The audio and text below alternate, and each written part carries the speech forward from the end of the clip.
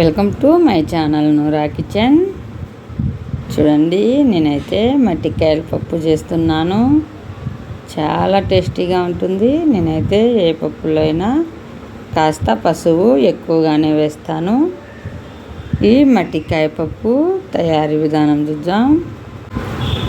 Cooker తీసుకొని oil వేసుకోవాలి. Oil బాగా హీట్ అయ్యాక చూడండి, టమోటాలు తీసుకున్నాను. శుభ్రంగా కడిగి ఇలా తరిగి కరివేపాకు తీసుకున్నాను. ఇప్పుడైతే ఆయిల్ హీట్ అయ్యాక ఎర్రగడ్డలు, కరివేపాకు, సాసులు, జీలకర్ర వేశాను. చూడండి, ఏగుతున్నాయి.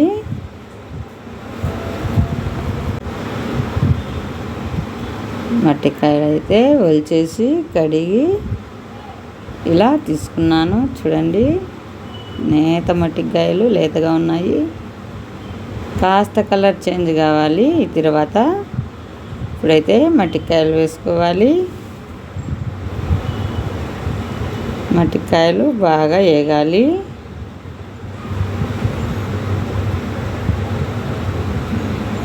చూడండి, వేగుతున్నాయి.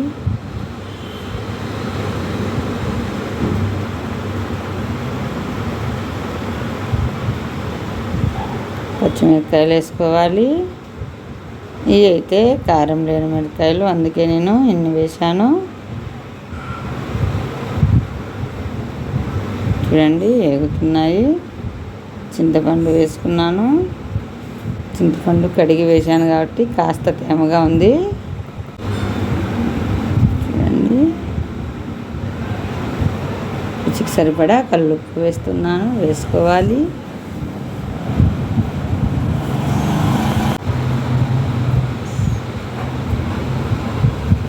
ఇలా బాగా వేయించుకోవాలి.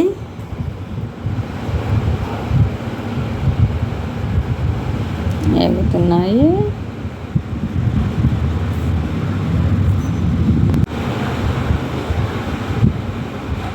చూడండి, ఇలా వేగాలి.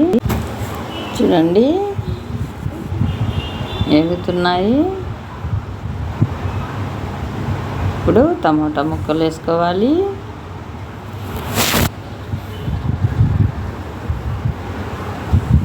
వేయించుకోవాలి. పచ్చి వాసన పోయేట్టుగా వేగాలి మొత్తం.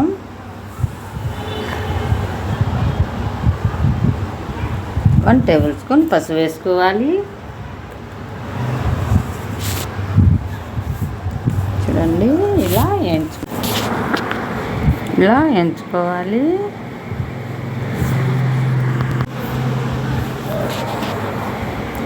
చూడండి, చక్కగా వేగాయి. ఇలా వేగాలి.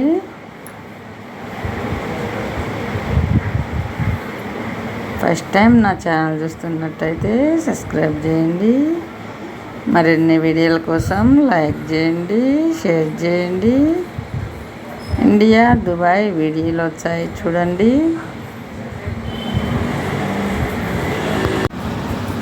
చూడండి, ఆల్మోస్ట్ వేగిపోయాయి. ఇప్పుడు కూరకు ఎసురు సరిపడా నేనైతే నీళ్ళు వేస్తున్నాను. టమోటాలు కూడా చక్కగా వేగాయి.